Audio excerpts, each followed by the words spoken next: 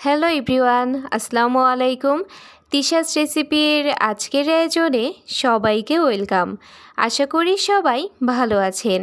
আজকে আপনাদের জন্য নিয়ে এসেছি খুবই সহজভাবে ঝটপট আমের ঝুরি আচার রেসিপি। আশা করি ভিডিওটি সবার ভালো লাগবে।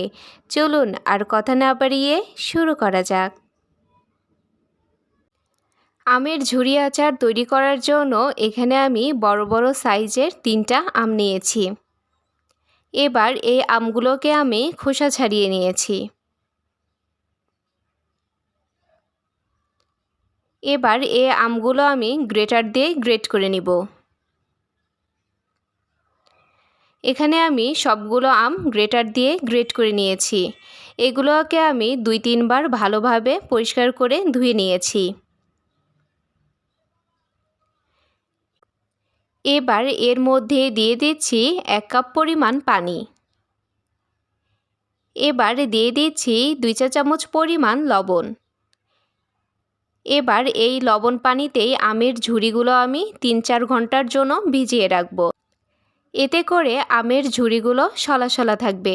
আপনারা চাইলে সারা রাত ভিজিয়ে রাখতে পারেন।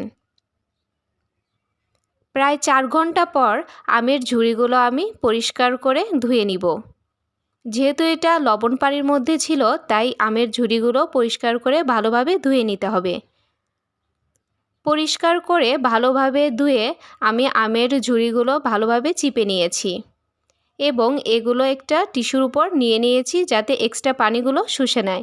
এবার চুলায় একটা প্যান বসিয়ে দিয়েছি। এবার এর মধ্যে আমের ঝুরিগুলো দিয়ে দিচ্ছি।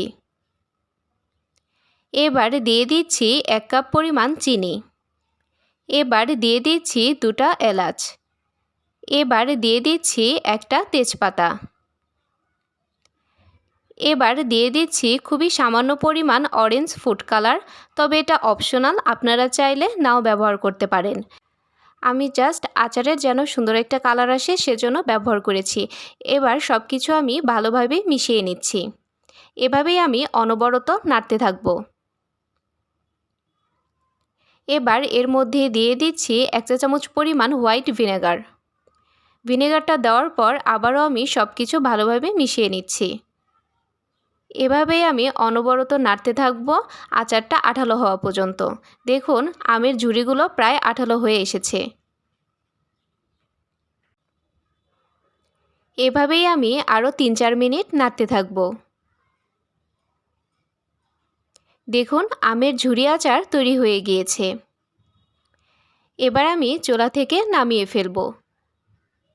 চুলা থেকে নামিয়ে আমি একটা পাত্রে সার্ভ করে নিচ্ছি।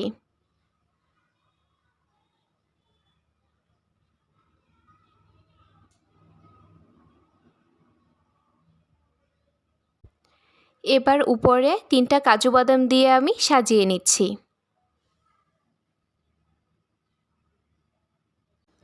তৈরি হয়ে গেল খুবই সহজভাবে ঝটপট আমের ঝুরি আচার রেসিপি। আশা করি ভিডিওটি সবার ভালো লেগেছে।